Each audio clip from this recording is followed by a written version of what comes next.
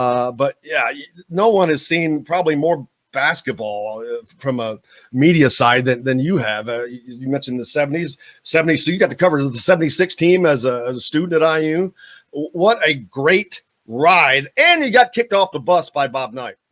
Yeah. Is that right? I almost got left behind in Iowa. I mean, there was another great story. This was in the beginning of that Iowa trip. Indiana had been on the cover recently of Sports Illustrated for the first time. And Curry Kirkpatrick of SI wrote the story. And in it was a typical Curry Kirkpatrick thing. There was a lot of nice things written, but he took some shots at Knight, said he howled at the moon. He called him a rampaging martinet. He said when they were in Hawaii, he never let the players leave their room and they dined on bread and water. All of it was, and Knight hit the roof over that. And we got to Iowa and we got off the bus and we were getting off the bus and I reached down into the bus to get my bag and Knight put me in a headlock and started giving me a Dutch rub, in my head. And it said, "Who's your favorite sports writer?" Fortunately for me, for the one time I was ready with a quick response. Bob Hamill? Not Curry Kirkpatrick. Oh. And he laughed. Then I said, "Bob Hamill." And he goes to the student manager. He goes, "Make sure this kid has a really nice room." And it turned out at this hotel, they set me up with a room with a waterbed. It was unbelievable. Oh, my God. First of all, they have water beds in hotels? Yeah, and they did this. That's the only time in my life I've ever slept on a waterbed, and that was courtesy of Bob Knight. And but wait a minute, you buried the lead. You got a headlock and a Dutch rub from Bob Knight. Yes, I did. not many people. I've never heard anybody say that the headlock part maybe, but not the Dutch rub part. Who's your favorite sports writer? I said, not Curry Kirkpatrick.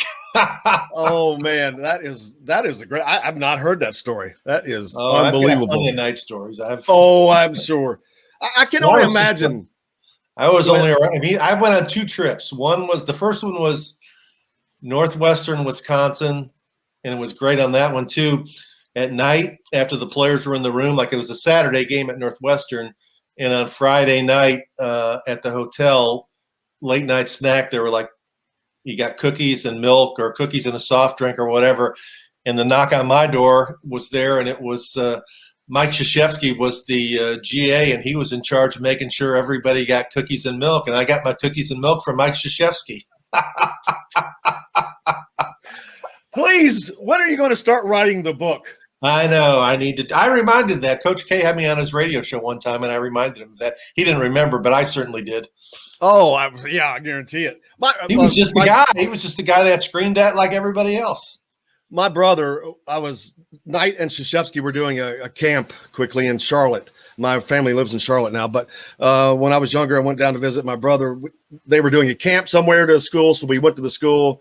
He wanted to get a picture with him, and he got his picture, but it wasn't good enough for him. So he wanted another, and he went to the restaurant where they went. He ended up, Knight invited him over to sit down. Him and Krzyzewski are sitting there. I'm like, wow. My brother was like 16, and I'm like, he shows me this picture afterwards of them two. I'm like, because I left. I'm like, I'm not sticking around, bud.